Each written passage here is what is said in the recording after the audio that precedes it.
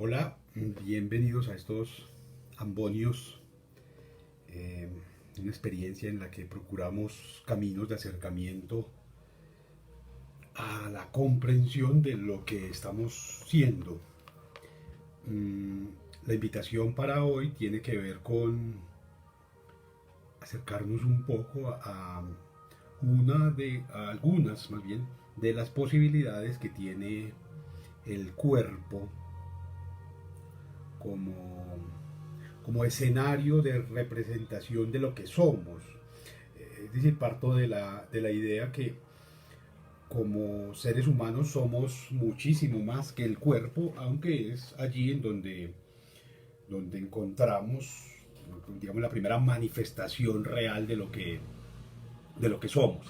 Allí en el cuerpo, entonces, vamos a entenderlo desde distintas posibilidades. Hay, voy a intentar algunos acercamientos. Uno podría disciplinarmente pensar el cuerpo humano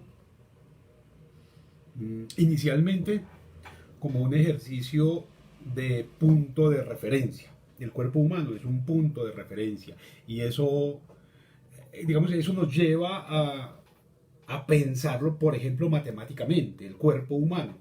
O sea, vamos a ver, el cuerpo puede ser una idea. El cuerpo es, además de una idea, una medida. Eh, es una excusa para pensarnos también, para ser, para estar. Es una forma de representarnos. El cuerpo es muchas cosas y dependerá desde el punto de vista donde lo podamos ver. Entonces uno podría pensar el cuerpo humano desde la religión, desde el derecho, desde el poder, desde la economía, desde la estética, desde la tecnología, la medicina, las artes. Y en cada uno de esos escenarios va a encontrar unas ideas respecto de ese cuerpo eh, que nos superan eh, a la idea tradicional, la convencional idea biológica, ¿cierto? Que establece el cuerpo como una estructura física de órganos que conforman al ser humano o al animal, pues. No, el cuerpo es mucho más que eso, el cuerpo es mucho más que cabeza, tronco y extremidades.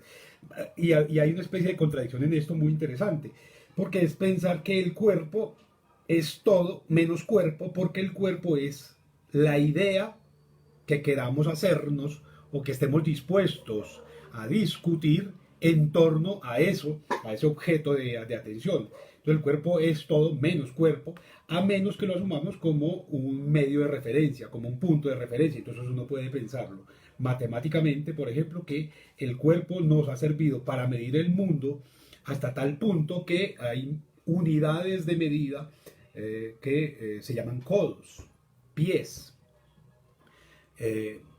pulgadas, en torno al pulgar. Es decir, el cuerpo nos sirve también para medirnos en el mundo. Medimos el mundo también por pasos. Entonces, digamos que ahí hay un primer escenario bastante limitado, pero que es interesante de pensar. Digamos que no hay un orden establecido para definir cuál es la idea más concreta respecto del cuerpo. Pero si lo pensamos desde la religión, siempre ha sido el cuerpo un, un lugar de representación y de castigo. ¿Cierto? ¿De representación de qué? De la moral. ¿Cierto? Hay partes, digamos que el cuerpo está dividido como en escenarios de permisividad y de laxitud. ¿Cierto? Entonces, el cuerpo religiosamente se puede presentar a partir de aquello que nos está permitido y aquello que nos está prohibido. Entonces, las religiones, por ejemplo, judeocristianas, han tenido niveles variables de prevención con el cuerpo o por lo menos con algunas partes del cuerpo. Digamos que la palma de la mano no ha sido mm, estigmatizada en ningún momento. Pero si ustedes atienden a las imágenes religiosas, a toda esa iconografía, van a encontrarse como el cuerpo mayoritariamente ha estado vedado a la vista. Es decir, el cuerpo es la representación de la debilidad del ser humano. Y al ser la representación de la debilidad, entonces tenemos que cubrirlo, tenemos que protegerlo de la mirada del otro. Por ejemplo, la faz del rostro está prohibida en algunas percepciones religiosas, ¿cierto? Hay mujeres que tienen que usar burka, tienen que cubrirse, y es un asunto totalmente religioso. Pero si uno se queda en el judeocristianismo, el cabello, por ejemplo, todavía hoy, en pleno siglo XXI, sigue siendo un motivo de estigma que, por ejemplo, aquellas personas vinculadas del género femenino, vinculadas con órdenes religiosas, deben cubrirse. Yo no estoy muy seguro de qué será más fácil, si asistir al entierro de un enano o verle el cabello a una monja, porque las dos cosas son más bien como actos de suerte que tienen que ver con el cuerpo. No se permite que las religiosas, las mujeres religiosas en esa tradición católica muestren, exhiban el cabello. Hay un asunto grave en eso. Por mucho tiempo los codos, los tobillos, las rodillas estuvieron prohibidas, y entonces es ver cómo el cuerpo es también un escenario del poder que pueden ejercer otros, unas instituciones de distinto carácter, para poner de manifiesto su fortaleza o su debilidad. Entonces el cuerpo desde la religión se convierte en un objeto de castigo, en un objeto de sanción. Hay que ayunar, hay que cubrirlo, hay que cuidarlo, ¿cierto? Si uno atiende a los preceptos religiosos, por ejemplo, del Cantar de los Cantares, hay unas formas muy bellamente descritas allí de los cuidados que habría que tener con el cuerpo en determinados escenarios sociales. Entonces, hay que aplicar determinados bálsamos, determinados aceites, determinados masajes. Es el cuerpo el objeto de la caricia, pero también el del golpe, ¿cierto? Entonces hay una ambivalencia maravillosa al pensar el cuerpo en ese escenario religioso. Sin embargo, si uno lo piensa como un asunto jurídico, por ejemplo, el cuerpo es el objeto de castigo. Por mucho tiempo las sanciones estaban ejercidas enteramente sobre el cuerpo, ¿cierto? Se castigaba en algunos pueblos indígenas todavía se aplica, con el cepo, con algunos latigazos, con juetazos. No deja de ser interesante, por ejemplo, cómo la bofetada, el puñetazo, siguen siendo formas de castigo, digamos, iniciáticas para llegar a conductamientos. Entonces el cuerpo también ha estado pensado desde lo jurídico como un objeto de castigo, que es bien interesante, ¿cierto? Porque cuando se conduce a un sujeto a la prisión, el castigo está recayendo enteramente sobre el cuerpo. Es decir, en la prisión, y sobre esto hay muchos poemas y muchas caricaturas, la prisión lo único que no puede encarcelar es lo que yo en esencia soy, mi pensamiento, mi capacidad de soñar, de pensar, de imaginar, de crear. Pero el cuerpo sí, es decir, el derecho oficia estrictamente sobre el cuerpo. ¿Cierto? Lo que hace el policía bandido es castigar el cuerpo de aquel que se considera en su momento, o que lo considera él desde las limitaciones de su capacidad interpretativa, como infractor. ¿Cierto? Va y golpea. Y eso es bien interesante, porque si las formas policivas fueron desarrolladas, por lo menos en Occidente, como instrumentos de garantía de la vida, honra y bienes de los ciudadanos, entonces el policía, en lugar de andar con un garrote, con un escudo, con un arma, tendría que andar con un código, ¿cierto? Tratando de instruir, de defender, de garantizar. El policía tendría que ser una especie de experto en códigos para cumplir con su labor. Y sin embargo, en este tipo de culturas tan digamos, tan dadas a reclamar formas de seguridad, encuentran que la seguridad está mediada necesariamente por el control del cuerpo del otro, a través del juguete, de la chancla, del látigo, siempre sobre el cuerpo. Por eso la reflexión en torno a lo que el cuerpo representa, o a muchas de las formas que el cuerpo representa, termina siendo tan interesante hoy en medio de todo este aislamiento. El virus que tiene aislada a tanta gente va sobre el cuerpo.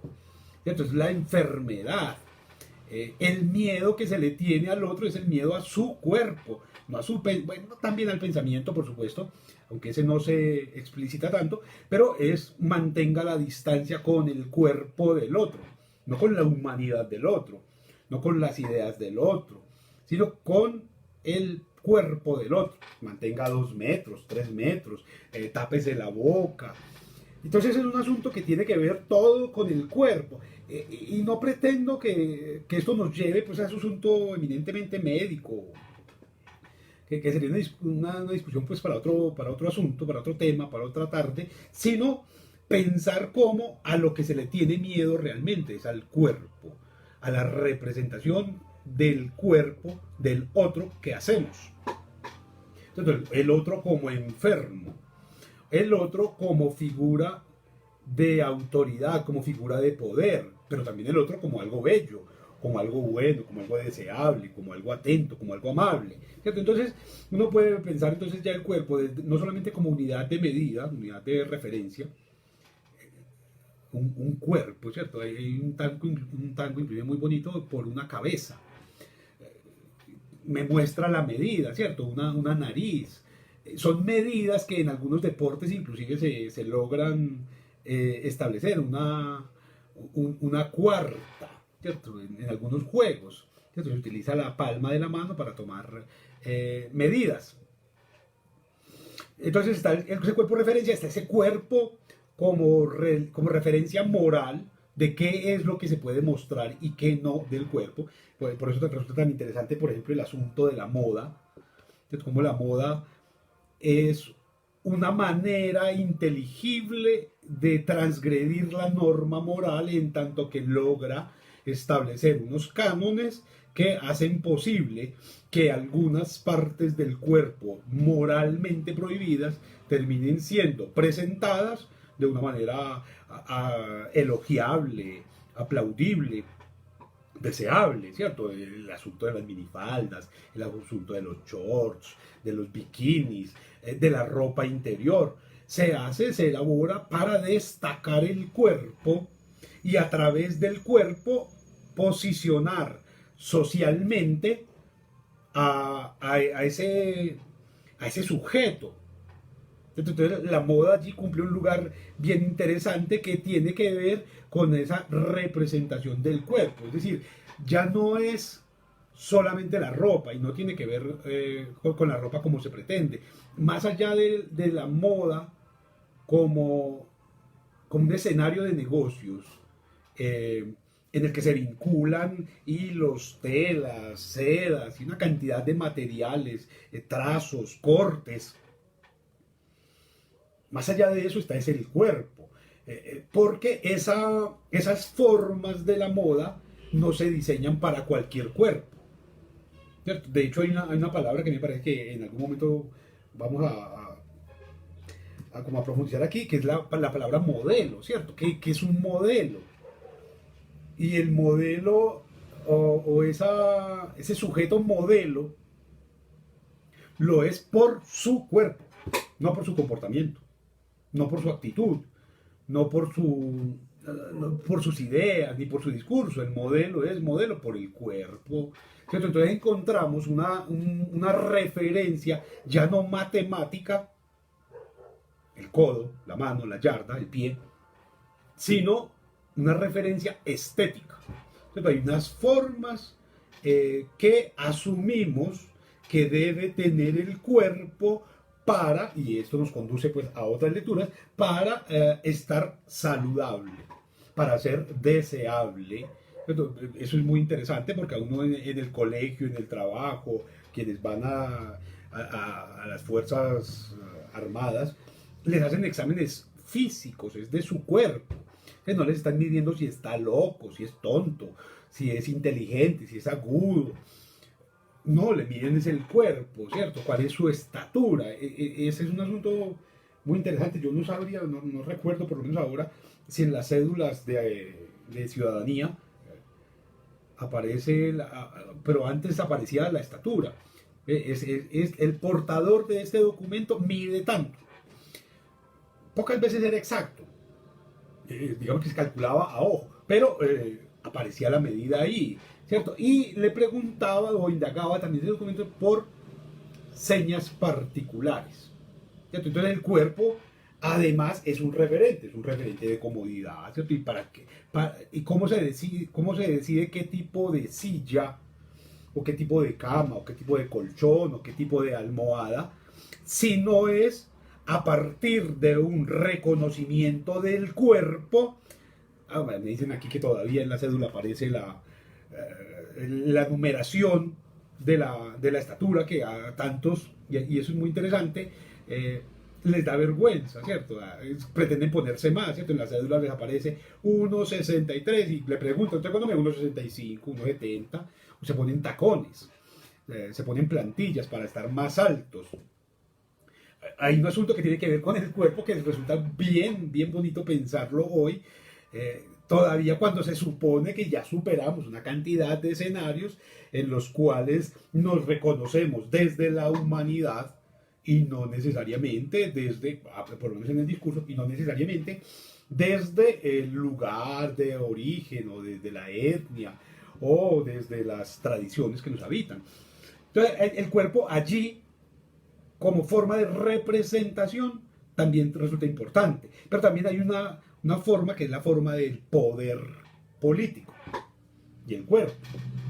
Eso es muy interesante porque tiene todo que ver con el derecho, ¿cierto? Hay teóricos maravillosos, pues como Foucault, por ejemplo, que nos habla de la biopolítica, las políticas de la vida. Cuando piensa de políticas de la vida, en el caso de toda esta biopolítica, no nos está hablando de las formas de admiración de la flor, ¿cierto? O de disfrute del paisaje, sino de cómo el cuerpo es el escenario, y así nos lo va a plantear Foucault, para aplicar la norma, y en ese sentido todas las normas son aplicadas o respecto del cuerpo, todas, sin excepción, cualquier tipo de norma, de la que usted quiera, van respecto del cuerpo o respecto de la sexualidad, que tiene que ver todo con el cuerpo, por supuesto. Entonces hay un asunto allí bien interesante porque todo el poder político tiene que ver con eso. De hecho, hasta hace, bueno, cada vez que hay elecciones se vuelve a discutir sobre ese asunto. Y es cuántos años tiene, cuál es la edad mínima para gobernar. Y ahí hay postulados bastante torpes, bastante ciegos, por ejemplo, que proponen como que la juventud, el no desgaste del cuerpo, es un requisito fundamental para gobernar en determinadas condiciones. ¿Sabes? Hay toda una teoría sociológica que nos ayuda a entender cómo las sociedades en crisis tienen la tendencia mayoritaria a elegir como gobernantes a sujetos jóvenes. Por mucho tiempo los gobernantes fueron viejos. De hecho, si ustedes hacen un recorrido por la historia presidencial de este país, eso es una vergüenza, pero hagámoslo, se van a dar cuenta que inicialmente los gobernantes fueron militares jóvenes. Ustedes piensan en procesos de independencia, por ejemplo, para el caso de América Latina, se van a dar cuenta que esa independencia, esas guerras de independencia, esas luchas de independencia, esas campañas, fueron adelantadas por adolescentes, ¿cierto? Simón Bolívar tenía 13 años cuando entró al ejército, Córdoba tenía 12 años cuando se fue para el ejército, un mozalbete de 12 años. El más viejo de todos era Santander, que tenía 17.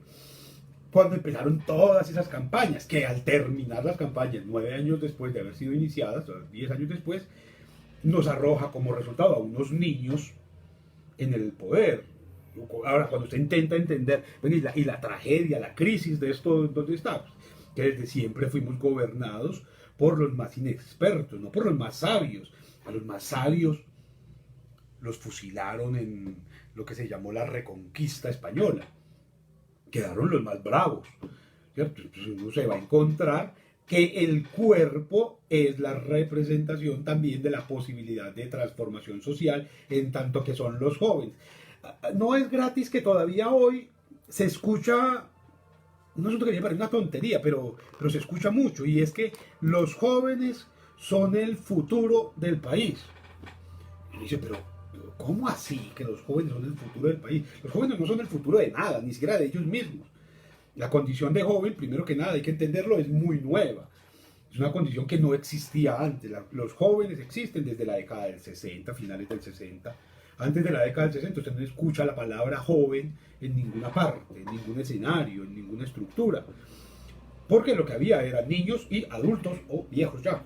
Y la adultez era parte de la vejez. Pero no había jóvenes, ni adolescentes, ni nada de eso. Entonces el asunto allí de la juventud y del cuerpo vuelve a cobrar mucha importancia en términos reflexivos.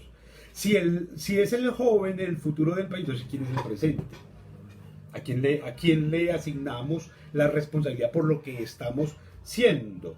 Y si los cuestionamientos que se están haciendo es contra la juventud, entonces serían contra el futuro mismo, contra la posibilidad de ser. Yo tengo discrepancias tremendas con ese tipo de postulados en relación con la juventud o la vejez, porque no hay ni siquiera categorías claras respecto de lo que es ser joven. Cuando ustedes van a la ley de juventud, por ejemplo, en el caso de Colombia, establece cosas que los jóvenes son sujetos que están entre los 14 y los 30 años.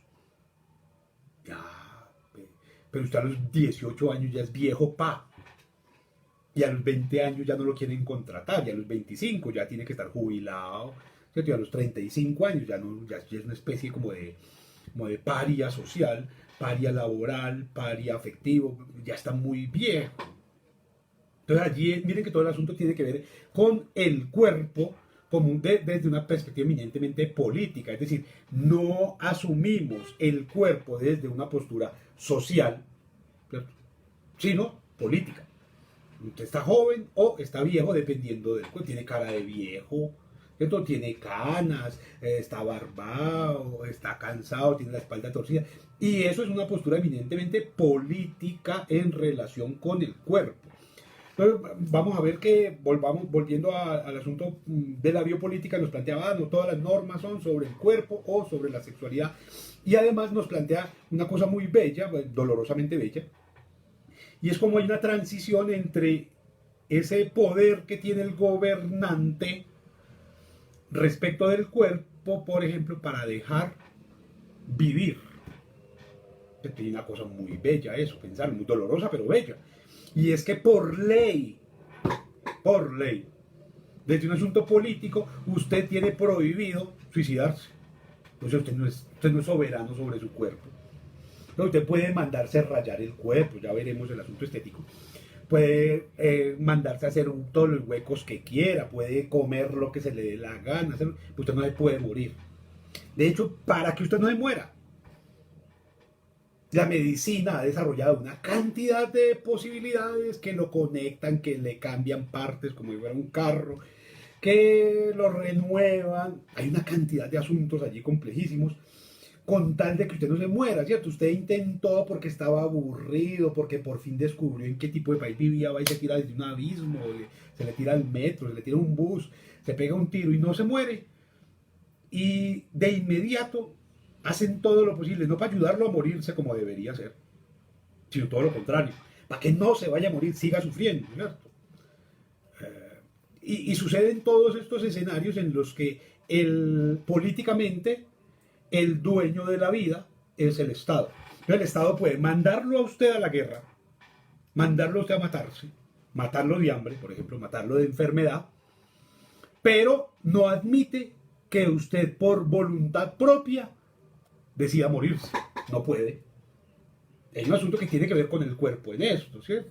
Entonces el sistema de salud está diseñado, se supone, en teoría, para que usted siga vivo, para que su cuerpo se mantenga. Así usted viva infeliz, desgraciado, triste, angustiado, lleno de... O sea, así usted sea un colombiano, tiene que seguir vivo. Tiene que seguir vivo. Porque es el Estado el único que admite la posibilidad de que usted muera. Y es el Estado, a través de sus instituciones, el que legitima la muerte. Y hay un asunto que tiene que ver con el cuerpo que me parece bien interesante. ¿En qué momento usted se murió? ¿En qué momento usted se muere? A mí que digamos que hay músicas que me tocan mucho. El caso eh, de Cerati me parece bien interesante para pensar este asunto, ¿cierto? Él entra en un estado médico de coma y está 6, 7 años tirado en una camilla, conectado a una cantidad de electrodos que le inyectan, que le meten, que le sacan, que le cambian, que lo voltean. Y él está vivo realmente. En un momento dado, después de 7 años, ya alguien potestado por el Estado toma y no, desconectenlo, ya ahora sí se va a morir. Pues lleva 7 años en los que no tiene ningún pensamiento, en los que no reacciona frente a nada, en los que no sueña, en los que los electrodos en su cabeza no muestran ningún estado de vitalidad. Y sin embargo, solo el Estado va a reconocer que está muerto 7 años después. Hay una película muy bella sobre esto, mexicana, que se llama El Bulto, que cuenta la historia de eso, un hombre que está en coma después de la masacre de Tlatelolco, más bien en razón de la masacre de Tlatelolco, queda en estado de coma, despierta 20 años después, y el Estado, ¿cómo asume esos 20 años en los que él no es más que un bulto? Pero sobre todo el sujeto, ¿cómo se asume? ¿Cierto? Un adolescente que despierta 20 años después y se encuentra ya desgastado físicamente, aunque ha estado acostado 20 años. Entonces, miren cómo el cuerpo allí nos admite una cantidad de reflexiones bien interesantes, en tanto que se pretende que el soberano sobre el cuerpo es uno. No, el soberano sobre el cuerpo no es uno. Usted podrá alegar, no, pues yo hoy me tatúo lo que se me dé la gana, me pongo el piercing, me dejo la barba, me corto el pelo, me lo dejo largo, algo lo que quiera. Sí, pero usted no puede disponer lo realmente esencial de ese cuerpo que es que es la muerte del mismo. Entonces no puede asistir a eso. De hecho, inclusive se pasa por encima de la concepción del cuerpo que tiene usted si sus concepciones no están de acuerdo con unas cartas escritas previamente. Es decir, usted no es el dueño, por ejemplo, de la transfusión de sangre.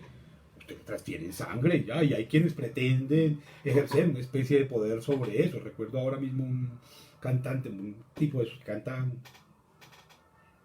rancheras, que exigía que en caso de enfermedad a él no se le podía transferir sangre de negro o sangre de indio o sangre de homosexuales. Eso es tener soberanía respecto del cuerpo. Y yo creo que es una pregunta que es interesante hacerse, ¿cierto? ¿Qué tanto usted puede, o ese mismo sujeto pretende llamarse artista? Que eso es un asunto sobre el que ya veremos también, porque el cuerpo también es visto desde el arte y es un asunto bien bonito, bien interesante de pensarlo. Ese otro también establecerá ese tipo de prejuicios en el momento en el que necesite un trasplante de riñón, de hígado, de córnea, de cualquier cosa. Entonces miren cómo allí hay un asunto político que nos hace sujetos de estas reflexiones como necesarias, ¿cierto? ¿A qué llamamos cuerpo? ¿Qué tanto es cuerpo? Tenemos una pregunta que parece tonta, pero es varia. ¿Qué tanto es cuerpo? Sus uñas son cuerpo, porque usted las corta y las tira a la basura, no les hace duelo, ¿cierto? Usted no las vela, no les canta una novena, no les hace un ritual, usted sí tira las uñas a la basura, se corta el cabello y lo tira. Entonces el cuerpo es realmente tanto esa unidad que pretendemos a través de la cual nos representamos frente a los otros. Creo que el cuerpo simplemente es una muy buena excusa para pensarnos como seres humanos, no biológicos. Es decir, cuando usted lee o cuando a alguien en razón de un accidente, una tragedia, una enfermedad, tienen que amputarle un miembro, dejó de ser. Yo creo que continúa siendo tal cual. El cuerpo en ese sentido simplemente es una excusa, un motivo, una fórmula a través de la cual nos representamos con el otro, o con un brazo, o sin un brazo, con una pierna, sin una pierna, parapléjico, cuadrapléjico, se sigue siendo lo que pretendemos ser. Mira, por eso la discusión del cuerpo es tan interesante, porque angustia tanto la palabra enfermedad, por ejemplo, el desgaste. Con esto podemos dar entrada a un asunto que es bien complicado, porque ese miedo tan tremendo, porque es un miedo que raya en el pánico, a que el cuerpo sea naturalmente lo que es. Y entonces hay una preocupación que es bastante nueva, pues en términos sociales, aunque ya venía presentándose desde mucho tiempo atrás, que es el miedo a que el cuerpo envejezca. Entonces usted se compra la crema antiarrugas, la crema que lo blanquea, la crema que le quita las líneas de expresión, porque hasta eso se maquilla ahora el lenguaje con el que se nombra el cuerpo. Entonces le tiene un pánico tremendo a que le salgan pequitas en la mano, o en el pecho, o en la cara, a que el pelo se le ponga blanco y entonces hay que pintarlo y hay que tinturarlo y hay que hacer una cantidad de tratamientos para engañar al otro con mi cuerpo. Que el otro crea que yo soy más joven de lo que soy. Y eso parece que es muy importante hoy. ¿Cierto? Es supremamente importante que nadie se dé cuenta que... Y es contradictorio además, porque la gente celebra años, parece una cosa importante eso de celebrar años, celebrar cumpleaños, pero tanto como se celebra el cumpleaños, se pretende ocultar el proceso de envejecimiento natural, normal, que sufre el cuerpo. Entonces hay que maquillarlo de determinada manera, vestirlo de determinada manera, para que el cuerpo no parezca el cuerpo de uno, sino el cuerpo del hermanito menor. Aunque el hermanito menor esté más jodido que uno. Pero se supone, tengo que parecer más joven. Y la reflexión de ella es, otra vez, sobre el cuerpo. El cuerpo como un asunto político. No, es que no podemos poner a este sujeto, hombre o mujer, no lo podemos poner en la recepción, porque en la recepción de la empresa es para niñas jóvenes y niñas bonitas. Que ahí entramos pues al asunto de lo estético, que es lo que hemos dado en llamar estéticamente aceptable, deseable, en relación con el cuerpo. Es una cosa muy bella como hasta hace muy poco, tal vez 50 años, eran bellos, por ejemplo, los cuerpos obesos, gordos, abollonaditos. Eso era muy interesante. Hoy tiene que haber, o se ha pasado por unos procesos en los que cada vez tiene que haber una delgadez mucho más extrema para ser aceptable, reconocible, aplaudible en determinados eventos. Claro, la postura del cuerpo que nos plantea Juan me hace caer en la cuenta de la postura del cuerpo es importante. Hay posturas del cuerpo que son de jóvenes, de adolescentes, socialmente. El cuerpo es cuerpo y el cuerpo busca su comodidad. Usted se sienta en una silla y puede que estéticamente sea una cosa muy importante. Usted mantenga la espalda recta, pues quédese sentado un ratico y me cuenta cómo le va, ¿cierto? Como, por ejemplo, y hay un libro muy bello de Hermann Hesse que se llama Siddhartha, en el que se plantea una idea muy bonita, y es que como un acto de rebeldía, Siddhartha se para frente a su padre por horas, y el cuerpo empieza a cansarse, a agotarse, a desgastarse, a temblar, y él contra su propia voluntad pretendiendo que su cuerpo se mantenga firme, y es más o menos esa pelea que tenemos con la edad.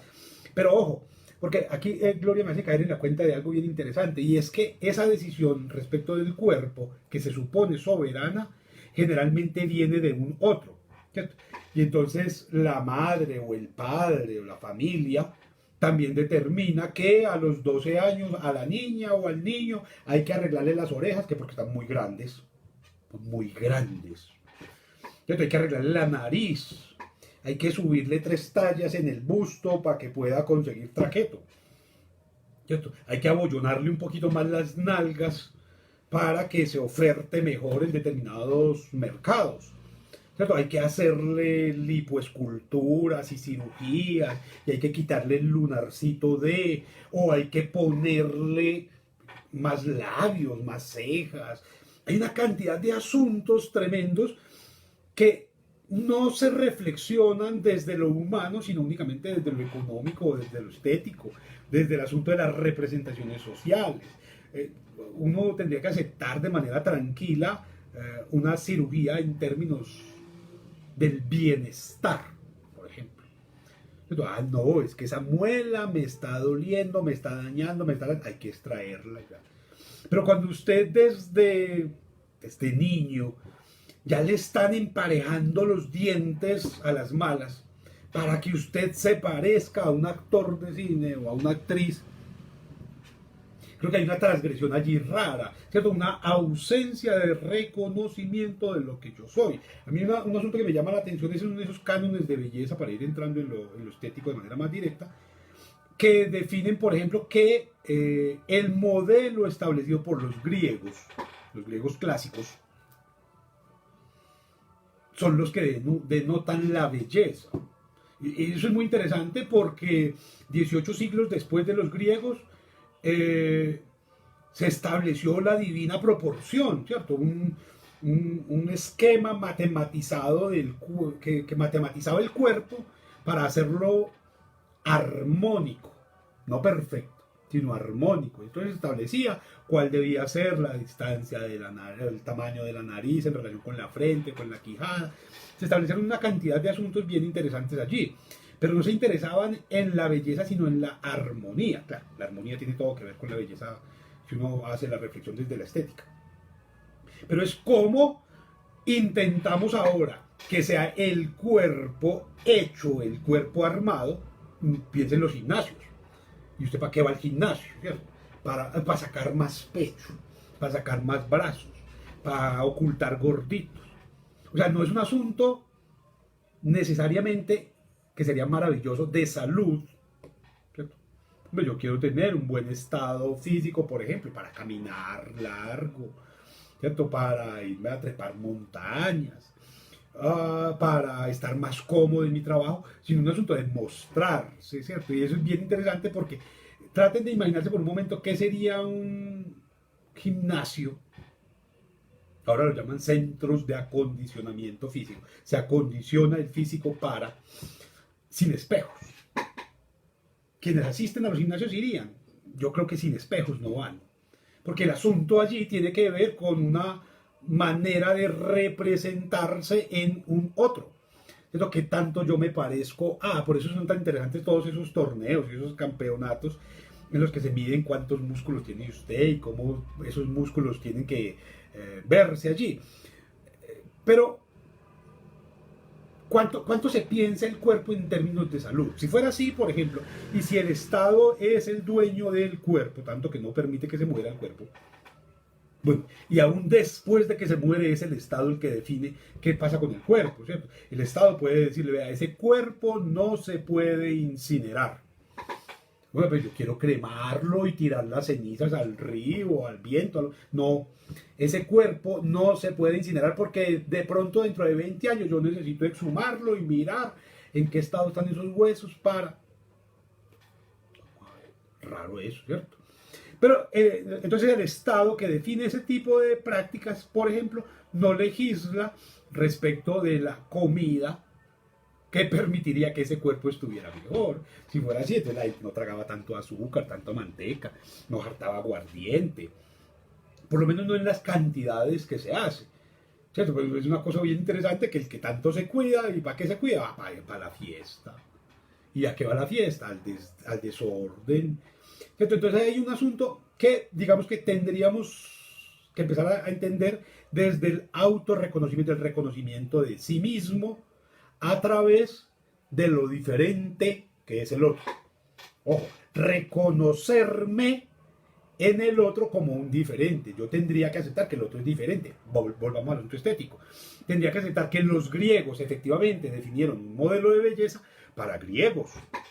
Pero aquí, por ejemplo, en América Latina se pretende que el cuerpo, por ejemplo, de las mujeres obedezca a los cánones de belleza europeos, mediterráneos, cuando aquí las mujeres, por un asunto natural, por un asunto de naturaleza, de contexto, se la pasan tragando maíz a toda hora. Aquí desayunan con arepa, luego le meten el buñuelo, le meten más arepa, frijol, plátano, yuca, y una cantidad de carbohidratos al cuerpo a toda hora, porque eso es lo que se come aquí, ¿cierto? Aquí se come carne, se come manteca, la arepa sin mantequilla no sabía nada, en el caso de los que tragan arepas.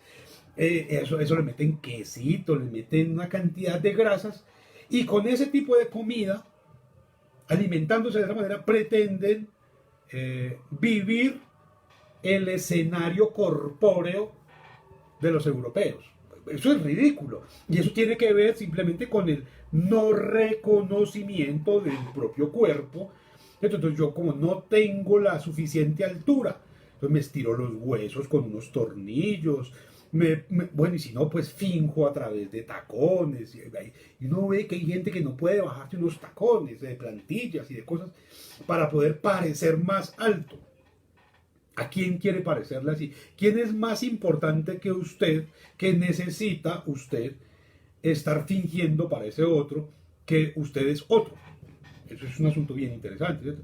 Cuando yo me disfrazo para el otro es porque entiendo que el otro no sería capaz de aceptarme con lo que yo soy, tal cual soy, ¿cierto? Entonces ahí hay un asunto que yo no sé si tenga que ver, como hay un planteamiento que se me hace aquí, de la mente vacía, sino de la mente enferma por no ser. Entonces, hay un asunto bien interesante, tiene que ver con el color de la piel, ¿cierto? Hay quienes necesitan a toda hora estarse bronceando para no parecer tan blancos, o más bien tan pálidos como son. La blancura no tiene que ver con la piel. Tan pálidos como son. Se están bronceando, pero también hay otros que pretenden a toda hora blanquearse. Entonces compran crema blanqueadora y se hacen procedimientos médicos, quirúrgicos y estéticos de blanqueamiento, de desarrugamiento, de cirugías, de rejuvenecimiento, para no aceptarse, para no reconocer ese mapa de lo que están siendo, de lo que han sido, que es el rostro, por ejemplo. ¿Cierto? Hay quienes están a toda hora maquillando las uñas, maquillando el abdomen, se ponen fajas, para mostrar que eso que son les da vergüenza. Les da vergüenza. A tal punto les da vergüenza que tienen que taparlo, disfrazarlo, ocultarlo, maquillarlo, ¿cierto? Para que los demás no los vean tal cual son. Entonces está el asunto de la piel, el asunto del cabello, de las uñas, de los dientes, de las orejas. Que no, mire que aquí tomo distancia del asunto de la ropa. Que la ropa pues es un escenario alterno, pero es con el cuerpo. Si usted no es capaz de aceptar su estatura, su complexión, su contextura, ¿cierto? Si usted no es capaz de aceptar el color de su piel, el color de sus ojos, ¿cierto? Hay gente que mantiene maquillándose con lentes de contacto el color de los ojos.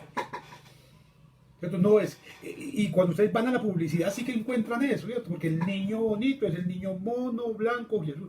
Venga, y entonces en los indígenas no hay un estatuto también de belleza, de armonía, que les permite ser bellos.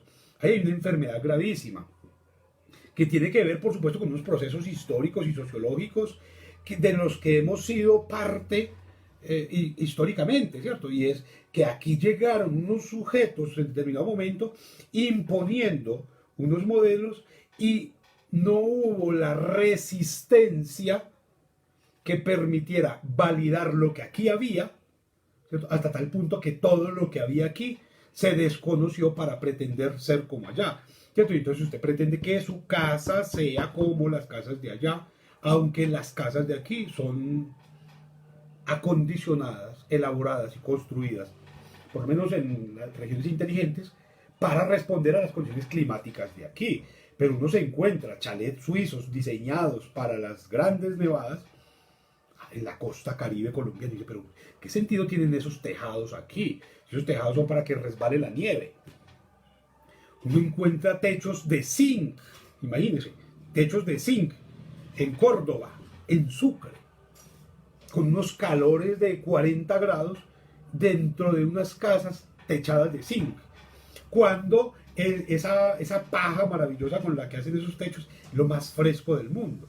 Sin embargo, para parecer modernos, para ser incluidos utilizamos materiales que estén legitimados por un otro, y eso tiene que ver con la comida, tiene que ver con la música. Entonces, lo de afuera, lo de allá, lo del otro, nos resulta absolutamente deseable, aunque no se parezca a lo que nosotros somos y lo que nosotros necesitamos. Y usted, cuando tiene que asistir a una entrevista o a un evento importante, no se disfraza. Claro que se disfraza.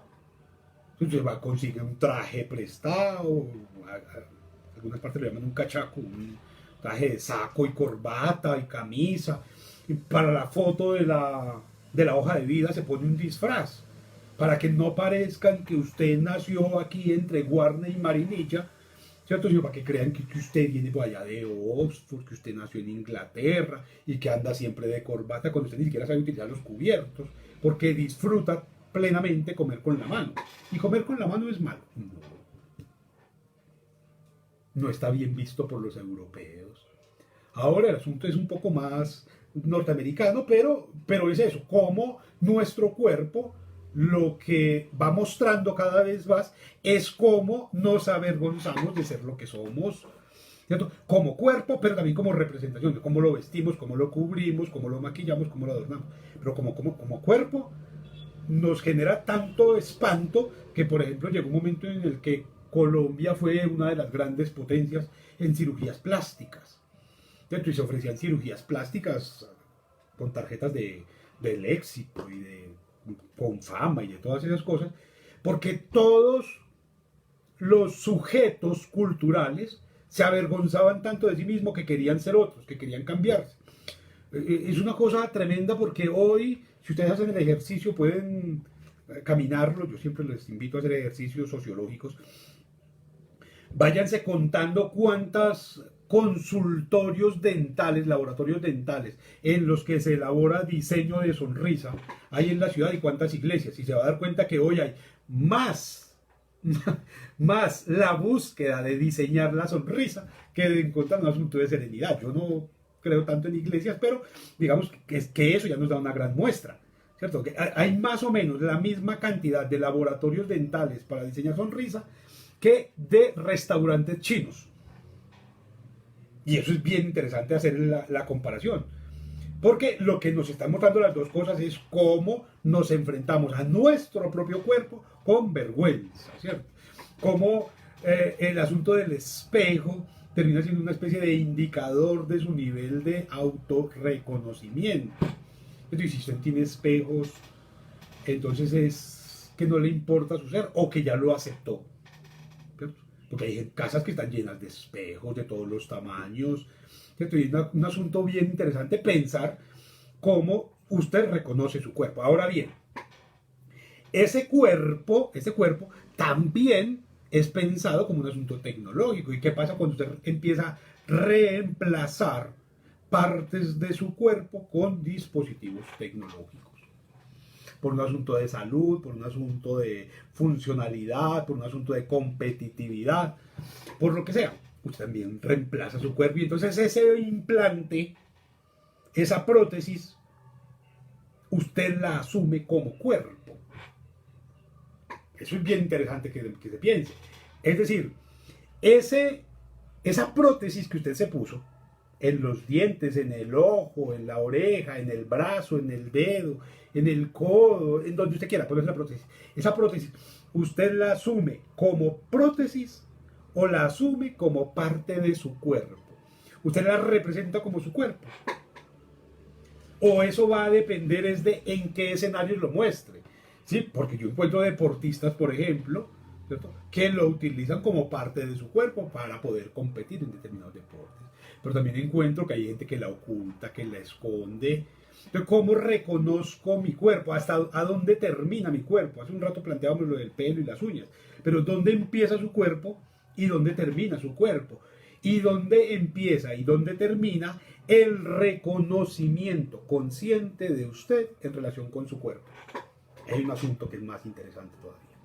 Ahora bien, ese cuerpo, además, reconózcalo o no, y creo que tiene todo que ver, es un escenario para el arte, que es bien interesante, ¿cierto? ¿Cómo convierto mi cuerpo, por ejemplo, en un lienzo en el que dibujo? Y hay culturas que históricamente le confirieron un poder de representación inmenso en términos de creencia, en términos de culto, en términos de estética, de espiritualidad, al tatuaje en el cuerpo. Hay otras como sucede ahora, que lo convirtieron simplemente en un negocio, en una forma de hacer parte de. Entonces uno ve que aquí, por ejemplo, la gente va y tatúa letras chinas sin saber chino, sin saber qué dice eso. Va a pregunta a Google, al diccionario de pronto. ¿Cómo se escribe fe, o corazón fuerte, o yo qué vas a saber, futuro, esperanza en chino, en coreano, en japonés? Y se manda a tatuar esas letras, que me parece muy interesante, porque el mensaje es muy bello, ¿cierto? Yo quiero llevar en mi cuerpo el enunciado con el que represento mi forma de asumir el día a día. Por ejemplo, fuerza, poder, inteligencia, sabiduría, serenidad, amor, paz. Pero es muy interesante que quieres llevarlo, pero quieres llevarlo en un idioma que no reconozca, que no sabe leer y al que no se acerca de ninguna manera. Entonces, no, yo quiero que me lo pongan ahí en gaélico, en coreano. ¿Le interesa realmente el mensaje o lo que le interesa es la forma de representación? Y hay un asunto que tendríamos que pensar mucho, pues que podríamos dedicarle mucho tiempo, cómo esas formas de representación tienen que ser para otros y no para mí. No, me interesa que las letras sean en chino. Bueno, pues listo. Hay otros que en cambio eligen un asunto un poco más vinculado con la naturaleza. Entonces hay que se tatúa, lo que vamos a ver, un mono, una serpiente. Y vale, pues, hace parte del contexto. Hay quien se tatúa un dragón. ¿Un dragón? ¿Por qué? A ver, ¿usted qué sabe de dragones? No, es que me parece muy lindo. O sea, usted simplemente se tatúa en su cuerpo algo porque le parece lindo o porque tiene una representación que ha sido reflexionada, que ha sido asumida, que ha sido puesta allí en ese cuerpo per secula seculorum, ¿cierto? Por los siglos de los siglos, para que diga siempre de usted. Pues terminan poniendo unas cosas que uno dice, pero ¿cómo así? De un tiempo para acá, tal vez unos 20 años para acá, por ejemplo, se popularizaron los piercing, las expansores y todo ese tipo de cosas. Y la pregunta es muy bella porque, claro, aquí los pueblos indígenas, por ejemplo, se han tatuado, bueno, más que tatuado, se han pintado el cuerpo, más que aquí no se utilizó tanto el tatuaje, era más un asunto de pintura. Entonces, se utilizaban jaguas y achiote y otra cantidad de sustancias vegetales y minerales para pintar su cuerpo. En algunos casos, por ejemplo, como en el norte del país, para protegerse del sol. En otros casos, para embellecerse para unas fiestas, para unos rituales, para unas ceremonias, para unos eventos. Pero ¿y el tatuaje a qué obedece entonces? También habría que pensarlo en ese escenario.